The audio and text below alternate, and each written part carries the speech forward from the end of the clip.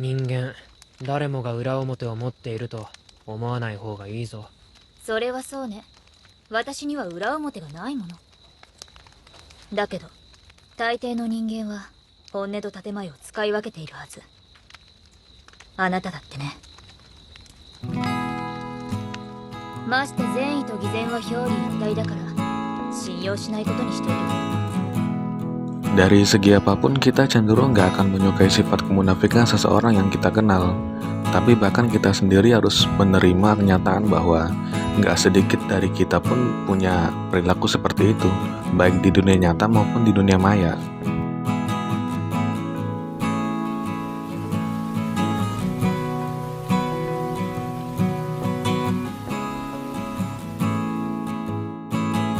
Kita nggak bisa memastikan apakah kita mengenal dengan baik atau enggak orang yang sudah kita kenal sekian lama dan udah melakukan banyak hal bersama.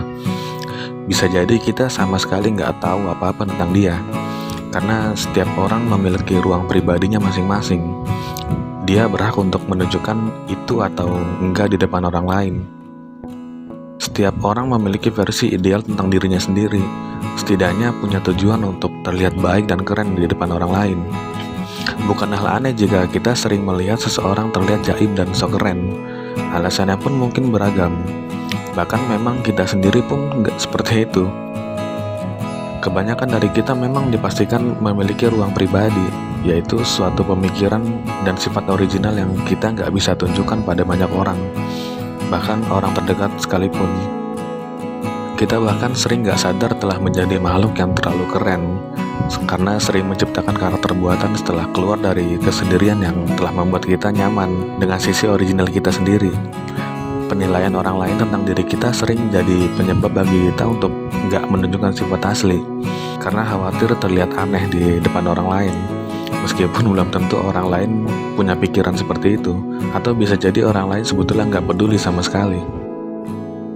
Entah mau terima atau enggak, tapi saat ini kita hidup dengan dominasi orang-orang yang memisahkan antara originalitas pemikirannya dengan sifat yang ditujukan kepada orang lain. Ditambah dengan populernya media sosial yang sangat membantu seseorang untuk bebas untuk membuat peran. Kita bebas untuk membuat diri kita terlihat cerdas meskipun nggak pinter. Kita bisa terlihat bodoh meskipun sebenarnya cerdas, atau kita bisa terlihat dingin meskipun sebenarnya kita barbar. Kita sering menunjukkan ketidaksukaan kita pada kemunafikan, tapi nggak sedikit dari kita itu sebenarnya adalah pelaku kemunafikan itu sendiri, entah di dunia maya ataupun di dunia nyata. Nggak bisa dipungkiri memang kita telah menyesuaikan diri dengan kepalsuan itu di tengah-tengah algoritma kehidupan yang udah menjadikan hal itu wajar. Hampir dari segala hal yang kita anggap tabu perlahan mulai diwajarkan oleh tren yang berubah seiring berjalannya waktu. Pada akhirnya algoritma kehidupan mulai berubah seperti sekarang. Mau nggak mau ya kita harus terima atau setidaknya menyesuaikan diri dengan itu, atau mencoba menolak banyak hal yang ada saat ini dengan rasa kecewa. Ketika kita memang nggak mampu untuk merubah apapun yang kita nggak suka, ya udah cukup diam dan perbaiki diri sendiri. Fokus saja untuk melakukan hal-hal positif untuk diri sendiri. Cukup berharap bahwa hal baik yang kita lakukan bisa diikuti orang lain. Tampilan serupa antara sisi baik dan kemunafikan itu di luar kendali kita sebagai manusia. Ketika hal ini sudah menjadi lazim dan sering kita lihat dimanapun, kita hanya bisa merasa kecewa dan gak puas. Kita pun memang gak bisa merubah apapun. Dalam sejarah evolusi manusia, perkembangan kemampuan sosial merupakan salah satu faktor penting dalam bertahan hidup.